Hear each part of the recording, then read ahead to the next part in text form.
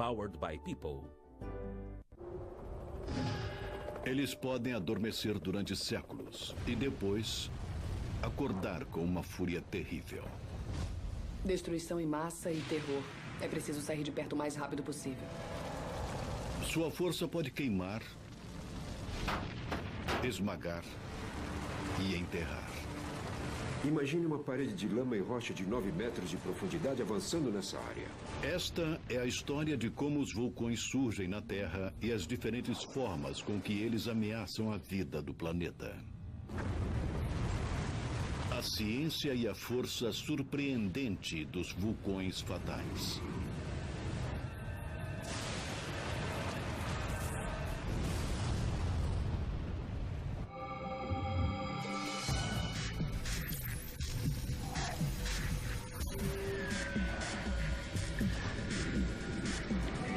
Ciência viva.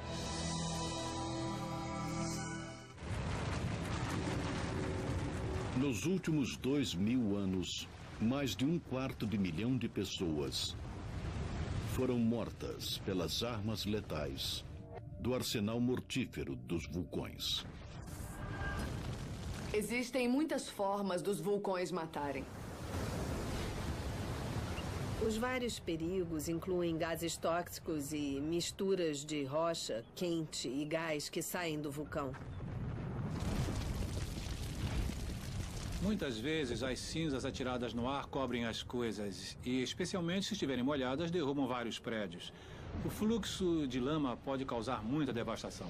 Os fluxos piroclásticos são particularmente bem perigosos. Isso pode resultar na combustão de material que encontram, como madeira, vegetação, casas. As vítimas de vulcões vão de seres humanos à extinção em massa de toda uma espécie.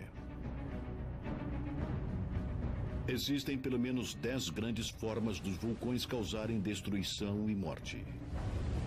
Número 10. Lava. Quando eu era pequena, a lava me assustava porque parecia ser muito quente. E eu só pensava no que aquilo poderia fazer com uma pessoa. Quando a rocha está suficientemente quente, ela vira brasa e libera luz, pois está muito quente. Quando vermelha, pode estar a cerca de 870 graus Celsius. Esse é o tipo de incandescência que vemos no queimador do fogão. Ao se tornar progressivamente mais laranja, chega a 980 graus Celsius e quando fica da cor amarela, está aproximadamente entre 1.100 a 1.200 graus. Acima do solo chama-se lava. Dentro da Terra, o mesmo material se chama magma.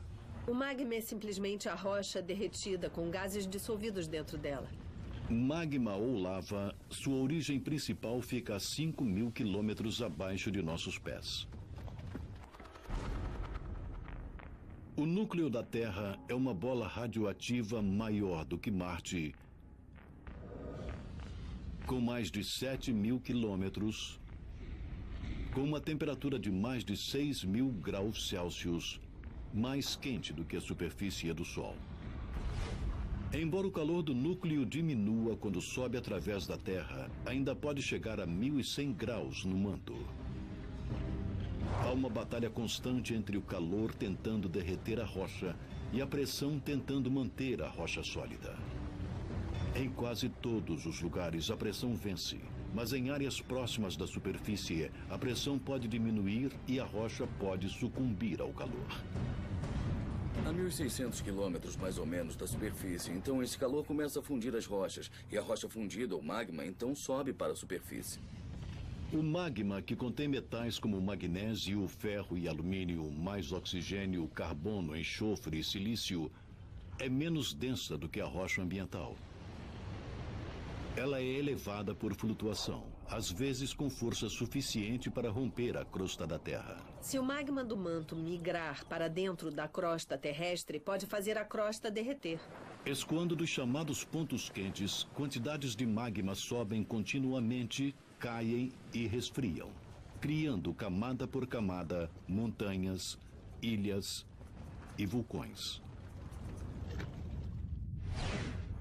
Existem diversos locais onde podemos ver os vulcões em erupção. Um está numa área de ponto quente, onde o manto é anormalmente rico em derretimento, e esse é o caso do Havaí.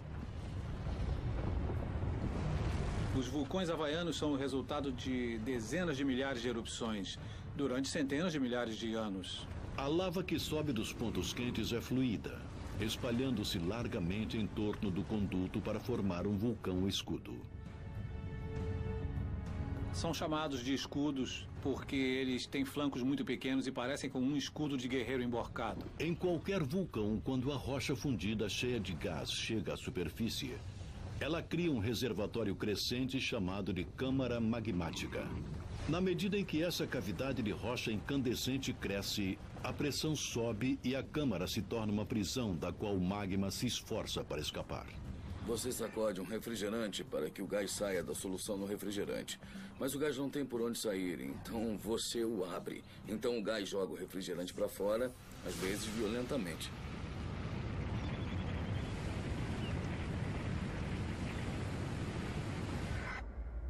Uma erupção em 1977 no Congo provou como a lava fluida pode ser fatal. O vulcão era o Monte Nyiragongo, uma torre de 3.500 metros com um lago de lava em ebulição dentro de sua cratera. O Nyiragongo produz um escoamento de lava bem fluido. Basicamente, o vulcão rachou e o líquido quente vazou pelo flanco do vulcão muito rapidamente. E assim há um grande volume de lava se movendo rapidamente. A lava registrou a velocidade surpreendente de 97 km por hora. Pelo menos 70 pessoas foram pegas por seu fluxo incandescente. Esses fluxos já enterraram alguns elefantes, assim foram encontradas algumas formas repulsivas de elefantes que foram pegos pela lava, que esfriou em volta deles. Sendo assim, só ficou o esqueleto do pobre elefante. Em 2002, a lava do Nyiragongo escoou de novo, destruindo 12.000 lares e matando mais de 100 pessoas na cidade de Goma. A lava nem sempre é rápida, mas pode ser implacável, como uma cidade da Ilha Grande do Havaí aprendeu em 1990. Havia mais de 100 casas na comunidade de Kalapana. Elas foram atingidas por um dos vulcões mais ativos, o Kilauea. A lava não parava, lenta e implacável. Por 6 meses desesperadores, queimou casas e enterrou o solo. Imaginem um caminhão basculante de tamanho normal de lava escoando por segundo. 18 metros cúbicos de lava cobriu toda a cidade e ela nunca mais poderá ser a mesma. O que aconteceu com Kalapana pode acontecer de novo. Os vulcanólogos na Ilha Grande também se preocupam com o Mauna Loa, o maior vulcão da Terra. Se pegarmos a lava que existe no vulcão Mauna Loa, poderíamos estendê-la ao longo do Equador com 1.600 metros de largura e 1.600 metros de altura. É a lava que não acaba mais. A última erupção do Mauna Loa foi em 1984. Quando a lava transbordou, a maior cidade da Ilha Grande estava exatamente no caminho potencial da destruição. Hilo foi, na maior parte, construída sobre o fluxo de lava. Assim, o escoamento de lava pode, sob certas circunstâncias, chegar à cidade de Hilo. Tem que ser uma erupção muito duradoura para isso, mas pode acontecer. Em 1935, o Esquadrão Aéreo do Exército dos Estados Unidos entrou em guerra com Mauna Loa. O vulcão havia entrado em erupção, mandando um rio de lava em direção a Hilo. Uma frota de bombardeiros foi enviada para golpear o flanco norte com 220 quilos de explosivos numa tentativa de bloquear o fluxo de lava e desviá-la da cidade. Uma missão semelhante foi enviada contra outra erupção em 1942. Em ambas, a lava não chegou a Hilo. Mas muitos vulcanólogos dizem que as bombas tiveram pouco efeito e que Hilo foi salva porque a lava parou de escoar sozinha. A chave é esfriar e assim solidificar a lava. Isso pode acontecer na natureza com as rochas. Uma rocha que esteja na temperatura do ar à sua volta pode estar 1.100 graus mais fria do que a lava. Nas altas temperaturas, mais de 90% do calor da lava irradia para cima e não para baixo. Assim, a diferença de temperatura pode esfriar e endurecer a lava. Mesmo uma árvore pode, por vezes, ter um efeito de esfriamento na lava. Contudo, diferente da rocha, a árvore não sobrevive ao conflito. Ela queima até a raiz. Em alguns casos, em uma árvore grande, a árvore, na verdade, esfria a lava e a lava adere a ela. E isso que está aqui ao meu lado é o que chamamos de molde lávico. Isto era uma árvore. A lava passou por ela e aderiu a ela, porque a árvore estava muito fria para a lava. Então, ela congelou. No interior desse molde havia uma grande árvore. E um pedaço dela ficou assim, onde vemos carvão ainda incrustado na lava bem aqui. E isso é algo muito frequente aqui no Havaí. Talvez a mais famosa batalha para resfriamento de lava foi travada em 1973 pela população da vila pesqueira islandesa de Heimaey. Enquanto rios de lava a 1.100 graus incineravam casas e ameaçavam o porto, os habitantes reagiram bombeando um total de 990 mil metros cúbicos de água do mar sobre o fluxo violento. Quando a lava é apagada e esfriada, fica rígida e, portanto, não escoa mais. Assim, a finalidade da água foi esfriar muito rapidamente uma parte da lava para proteger o porto. A água do mar resfriou a lava 100 vezes mais rápido do que o ar. Após 6 meses de luta, 6 milhões de metros cúbicos de lava derretida foi resfriada até virar rocha inofensiva. Assim, o fluxo parou. E o porto foi salvo. A erupção de um vulcão pode clarear a noite. Mas algumas armas vulcânicas são mais sutis, como os gases silenciosos.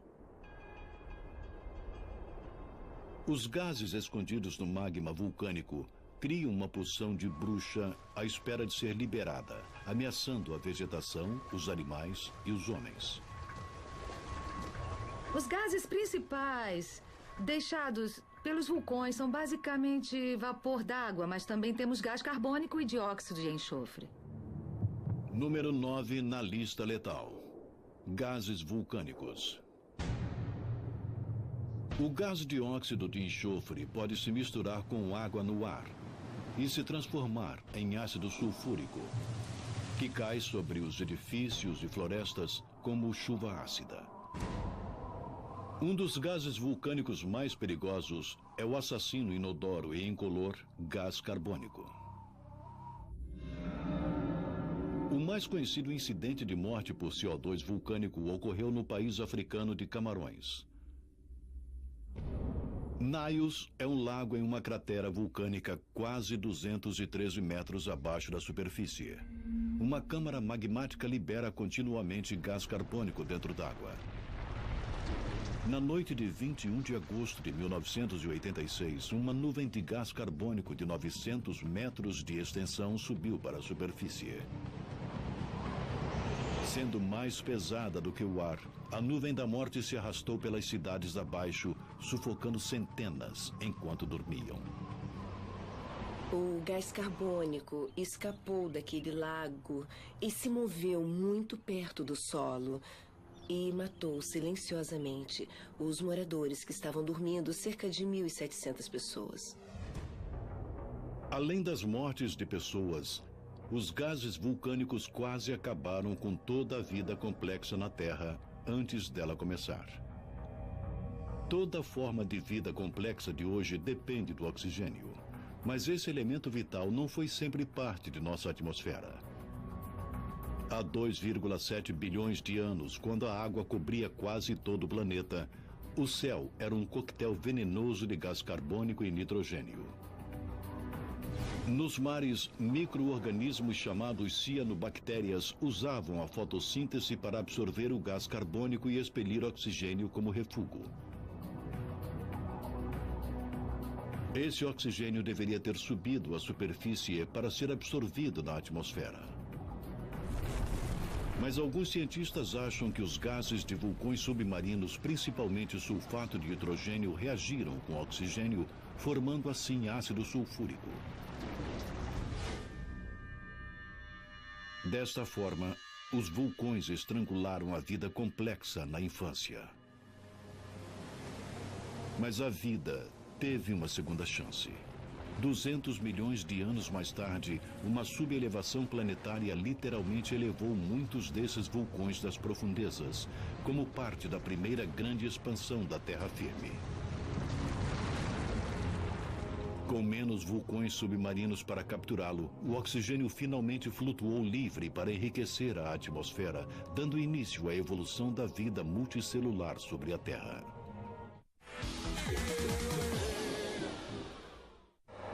Liberados, os gases vulcânicos podem ser fatais por si só.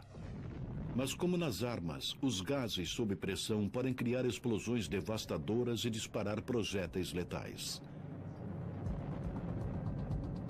Esse é um perigo em particular de vulcões que surgiram a partir de uma forte colisão de placas tectônicas.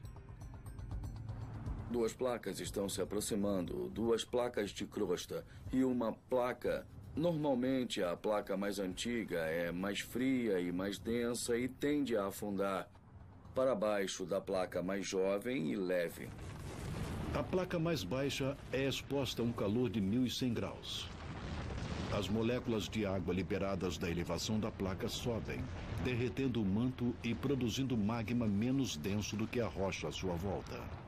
Quando a rocha derrete no subterrâneo, ela forma um fluido, então ela começa a se mover em direção à superfície. Esse magma sobe e escoa pela superfície como lava. Mais lava escoa e se acomoda em cima dela. E o que temos é um vulcão muito íngreme. A maioria dos vulcões formados dessa forma são chamados de estratovulcões. Pilhas de cinzas são cobertas pela lava que é mais grossa e mais pastosa do que os vulcões escudos do Havaí.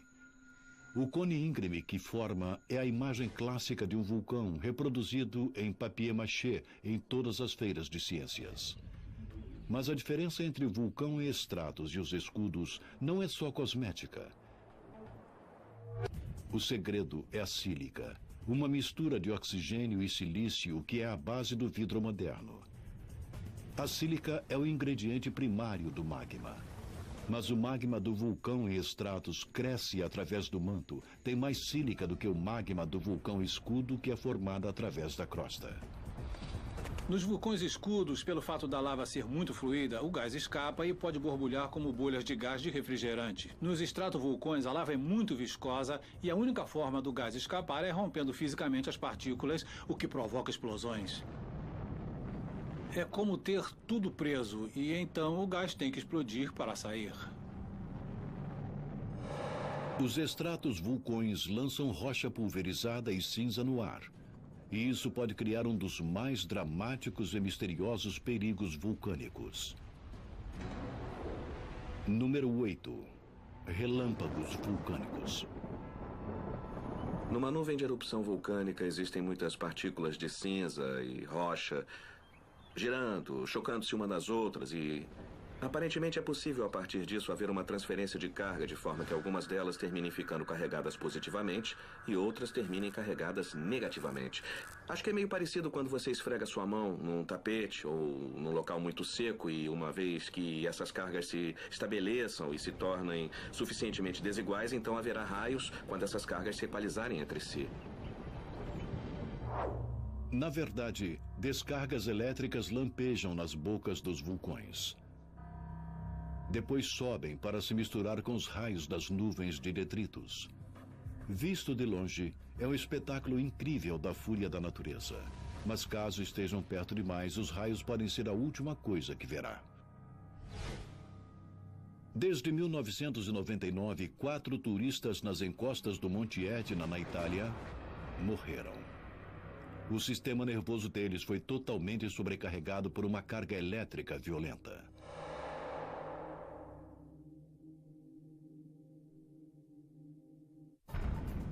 A explosão de um extrato vulcão pode estilhaçar rochas e disparar projéteis que podem matar ao contato. Número 7 da nossa sequência mortal. Tefra. Tudo que sai da boca do vulcão que seja lançado no ar, nós chamamos de tefra. A tefra pode ser tão fina quanto 1/4 de centímetro. E a tefra pode ser tão grande quanto um carro pequeno. Blocos de tefra podem ser atirados a mais de 800 metros de uma cratera em erupção. Eu estava a cerca de 1.500 metros de distância da cratera principal do Etna, quando vimos o que parecia ser uma nuvem de erupção. O vulcão resolveu dar um pequeno arroto e expeliu blocos antigos, rochas antigas que, na verdade, nem estavam quentes, mas elas caíram nas cabeças dos turistas que estavam em volta da cratera. 9 pessoas morreram naquele dia por causa do pequeno arroto. Grandes fragmentos de erupções vulcânicas podem ser fatais. Mas os pequenos fragmentos, partículas com menos de 2 milímetros, que são, na verdade, os mais perigosos. Esse é o número 6 na lista dos perigos vulcânicos. Cinza. A cinza vulcânica não é fina como cinza de madeira ou cigarro. Ela é dura e abrasiva porque é composta de sílica e rocha pulverizada. Lançada no ar, uma nuvem de cinza é um perigo em particular para os aviões. Voar dentro de uma nuvem de cinza vulcânica é como voar dentro de uma nuvem de pregos bem pequenos. A cinza vulcânica é engolida pelo motor do avião. A sílica, que tem um ponto de fusão semelhante à temperatura dentro dos motores a jato. Na verdade, derrete dentro do motor, cobrindo os componentes com uma substância pegajosa. Depois, a cinza derretida é sugada pelas peças mais frias do motor, onde se solidifica e emperra seu funcionamento. Resultado: falhas de combustão, pane total do motor. Mais de 100 aviões já passaram por nuvens vulcânicas. Pelo menos 7 tiveram falhas no motor e 3 aviões tiveram perda total do motor e enfrentaram a possibilidade de uma queda fatal. Em 1982, um 747 foi surpreendido por uma nuvem vulcânica a 37 mil pés acima da Indonésia. Todos os 4 motores falharam. O jato caiu 23 mil pés, até que os pilotos conseguissem religar os motores entupidos de cinza, evitando por pouco a morte deles mesmos e dos 248 passageiros aterrorizados. Os pilotos tiveram que voltar e voar 180 graus na direção oposta para fugir daquela coluna de cinza. Mas a cinza não é uma ameaça apenas no ar. Ela também faz vítimas próximas ao solo. As pessoas que correm para se abrigar e escapar de serem queimadas ou sufocadas pela queda da cinza podem estar correndo para uma armadilha mortal. A cinza vulcânica é densa. Uma camada de 10 centímetros é suficiente para achatar muitos refúgios. E quando a cinza está molhada de chuva, sua densidade mortal aumenta. Se cair sobre um telhado, o telhado cairá. E se houver pessoas se abrigando sob esses prédios, a queda desses telhados pode ser realmente um perigo. Enquanto a cinza é um perigo vindo do ar, os vulcões têm outra arma que ataca pelo mar. O perigo vulcânico número 5. As tsunamis. Os vulcões crescem pelo acúmulo de lava e tefra. Mas uma montanha em crescimento pode se tornar instável, principalmente se os gases ácidos e o vapor se infiltrarem através das rochas. Isso leva a uma queda estrutural de uma lateral ou flanco do vulcão. Agora, a queda dos flancos dos vulcões havaianos é considerada bem comum. É uma fase normal do ciclo de todos os vulcões, os flancos caírem e seguirem para o oceano. Quando se jogam pedaços de coisas grandes no oceano, há uma pancada na água. Essas pancadas são as tsunamis. Não só o flanco cai, mas o choque de uma erupção gigante pode também provocar os tsunamis. Em 1883, o Krakatoa, na Indonésia, provocou ondas de 37 metros de altura.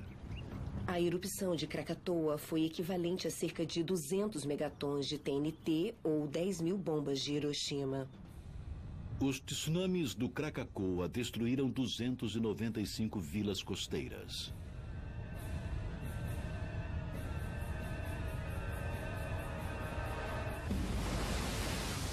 No total, os tsunamis vulcânicos causaram mais de 50 mil mortes registradas na história. E está preparado para essa taxa de mortalidade aumentar. O maior perigo pode vir do imenso Mauna Loa, no Havaí, cujos flancos do sudoeste caíram mais de uma vez no passado pré-histórico, provocando megatsunamis com mais de 150 metros. Essa é enorme. É com certeza a maior tsunami da história que conhecemos. A boa notícia é que a última foi há mais de 125 mil anos. A má notícia é que nada na Terra poderia impedir que outro mega tsunami do Mauna Loa atingisse a Ilha Grande. É certo que as tsunamis seriam devastadoras para o Havaí.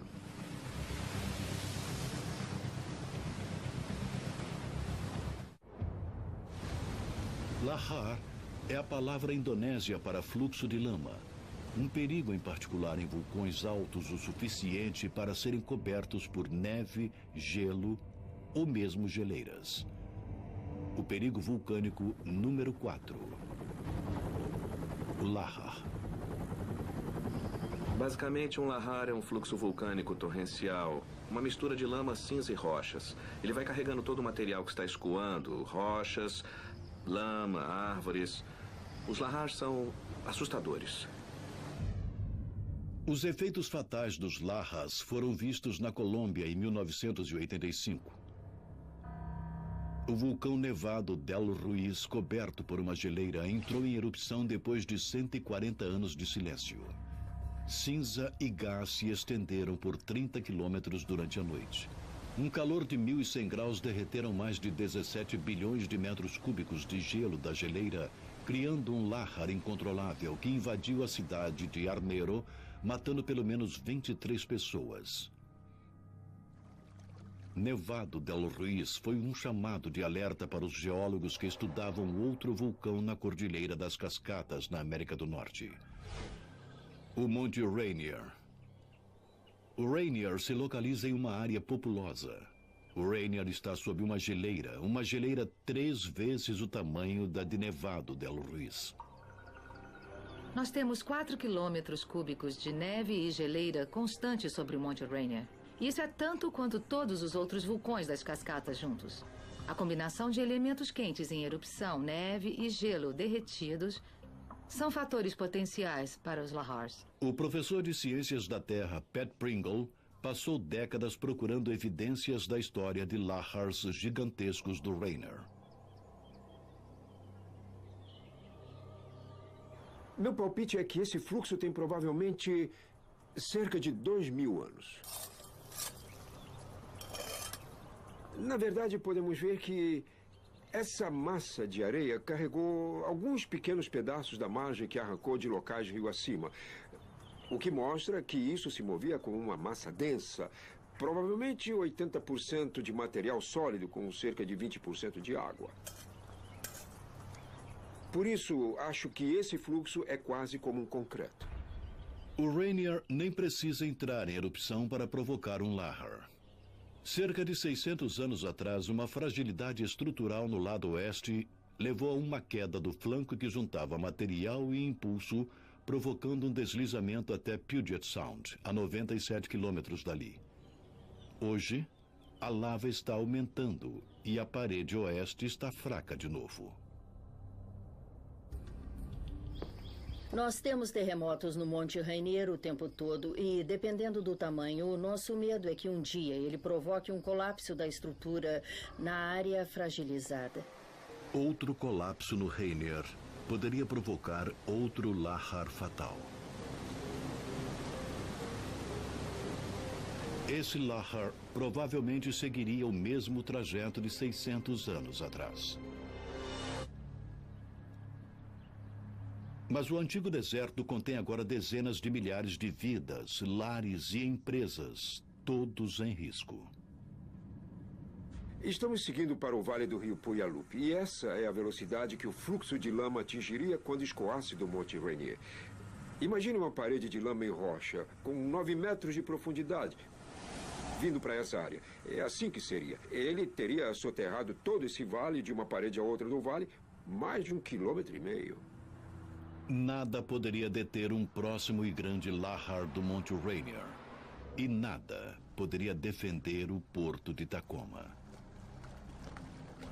O porto de Tacoma é o 6º maior porto do mundo. E para nós de Washington é o portão para o Alasca e para a Ásia. A gerente de emergências do município de Pierce, Jody Woodstock, sabe o que um lahar do Monte Rainier poderia fazer ao porto. Lama e detritos bloquearia o tráfego de navios por meses. A economia do Noroeste ficaria arrasada, enviando ondas de choque financeiro por todo o mundo. Mas no caso de um lahar, já foram feitos planos para tentar minimizar o sacrifício humano.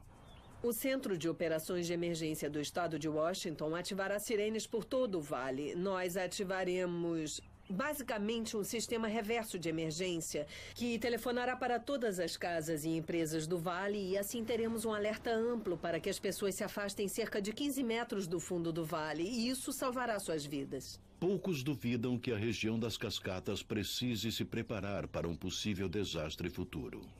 O Monte Rainier e outros vulcões das cascatas entrarão em erupção de novo. A questão não é se, mas quando.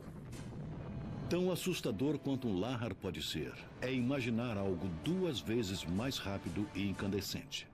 Nesta casa, todo mundo a partir das 7, só no Discovery.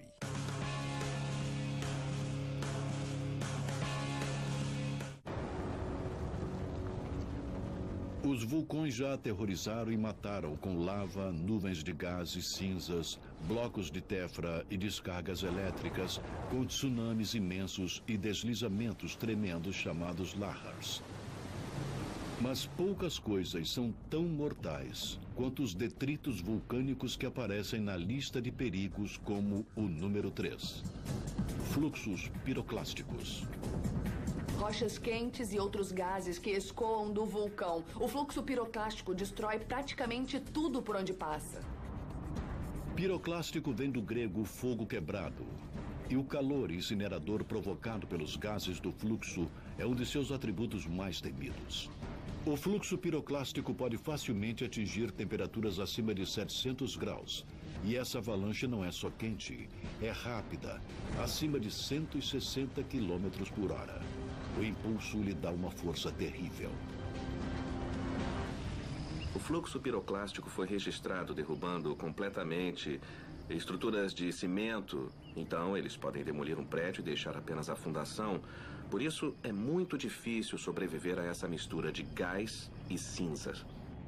Quase metade da taxa de mortalidade por fluxo piroclástico vem de um único desastre. O ano era 1902. O local, a ilha da Martinica, onde o monte vulcânico Pelé ameaçou a cidade de Saint-Pierre. O vulcão já enviou suficientes sinais de advertência.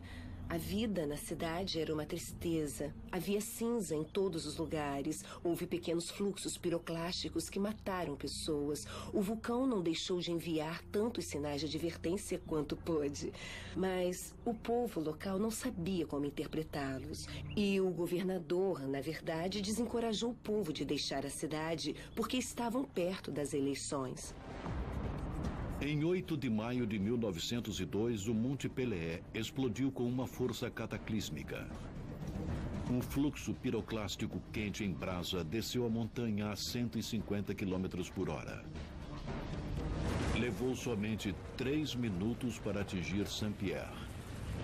E o terror começou. Se você for pego por um desses fluxos piroclásticos, você terá uma morte horrorosa. Não só pelas queimaduras, mas também pela sufocação e queimaduras internas. Em questão de minutos, a população de Saint-Pierre passou de 28 mil para 2 pessoas. Uma foi um homem que se escondeu em seu porão. A outra, um prisioneiro em uma cela de pedra.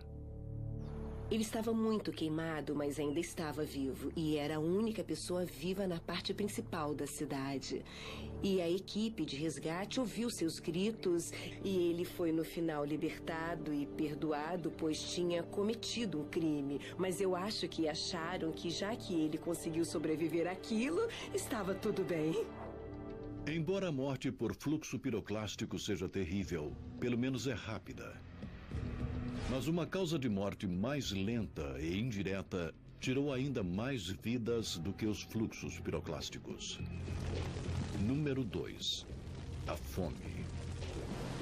No século XIX, deslizamentos, fluxos piroclásticos e tsunamis oriundos de desastres vulcânicos, incluindo Krakatoa, mataram populações inteiras por falta desesperada de alimentos, quando a queda da cinza destruiu colheitas por milhares de quilômetros.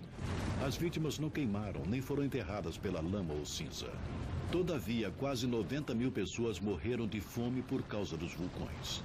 Com os serviços de emergência do século XXI, incluindo transporte aéreo, comunicação instantânea e socorro organizado, a ameaça de grandes comunidades serem atingidas e morrerem de fome por erupções vulcânicas foi reduzida de modo significativo. Mas os vulcões ainda têm um efeito econômico e social assombroso. As erupções já desalojaram mais de 1 milhão de pessoas. Temos que pensar em empresas e lares que talvez não possam ser reocupados. Talvez nunca mais. Mas mesmo a fome e o desalojamento perdem força diante das ondas de assassinatos mundiais que são a forma mais devastadora como os vulcões matam. A arma vulcânica número 1. O efeito estufa. Pode não parecer tão ameaçador como a lava ou o fluxo piroclástico, mas ataques combinados de gás e pó podem alterar o clima e extinguir toda uma espécie.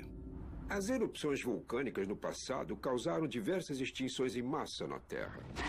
Algumas evidências sugerem que as vítimas dos vulcões podem incluir os dinossauros da Era Cretácea, há 65 milhões de anos. Há uma teoria amplamente aceita de que o impacto de um meteoro de cerca de 6 quilômetros na península de Yucatán, foi o que realmente causou a extinção. Entretanto, houve uma grande erupção nas Deccan Traps, na Índia, na mesma época em que os dinossauros foram extintos há 65 milhões de anos, e seus efeitos na atmosfera podem também ter tido algum efeito. As agora extintas Deccan Traps foram uma cadeia de vulcões de 2 milhões e 600 quilômetros quadrados no Planalto Deccan, na Índia. Trap é um termo da geologia para a região com formações iguais a degraus. Há cerca de 65 milhões de anos, as Deccan Traps explodiram repetidamente, despejando oceanos de lava que liberaram grandes quantidades de gases de efeito estufa, o que poderia ter mudado a atmosfera da Terra. É uma observação comum que a cinza vulcânica pode entrar na atmosfera e obscurecer a luz solar. Mas os geólogos descobriram que é o pequeno aerosol, as pequenas gotículas de enxofre e ácido sulfúrico que entram na atmosfera, que na verdade representam um papel bastante importante no bloqueio do Sol e no esfriamento da Terra. No início do século XXI, os homens produziram cerca de 80 milhões de toneladas métricas de dióxido de enxofre anualmente. Cada erupção das Deccan Traps poderia ter liberado mais de 1 bilhão de toneladas métricas no ar, esfriando o planeta e terminando com o reinado dos dinossauros. Enquanto os cientistas debatem a causa da morte dos dinossauros, muitos estão prontos para condenar os vulcões por um ato ainda maior de assassinato em massa. Ligue ou acesse polishop.com.br.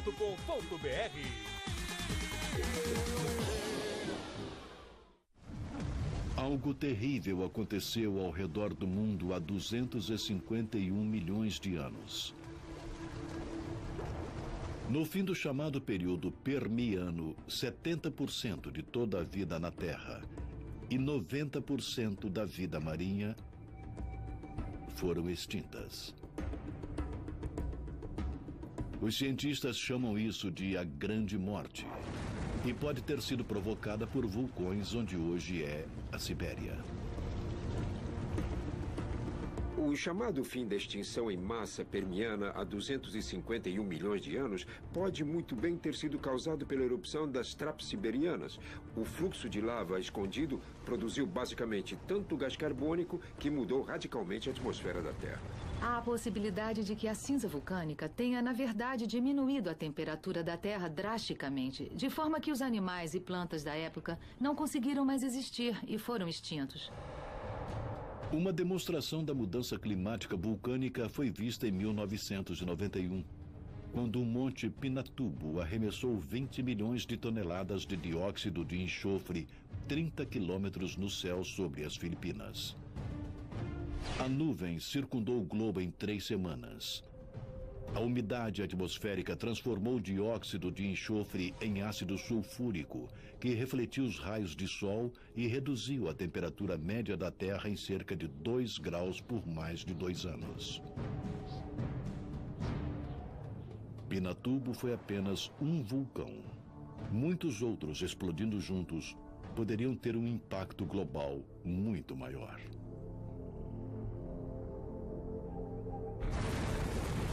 Por centenas de milhões de anos, os vulcões mataram por sufocação, queimaduras, inundação, impacto físico e até choque elétrico. Mesmo assim, essa não é toda a história. Os vulcões podem destruir muitas propriedades, podem destruir vidas, mas também podem criar uma nova vida. Na Ilha Grande do Havaí, Kilauea vem criando novas terras desde 1986. Quando a lava escoa para o oceano, ela esfria e o Havaí tem um novo litoral. Muito embora o vento e as ondas possam desgastar a terra, o vulcão parece ter um suprimento sem fim de material novo. Se as ilhas crescerem continuamente, elas desmoronam.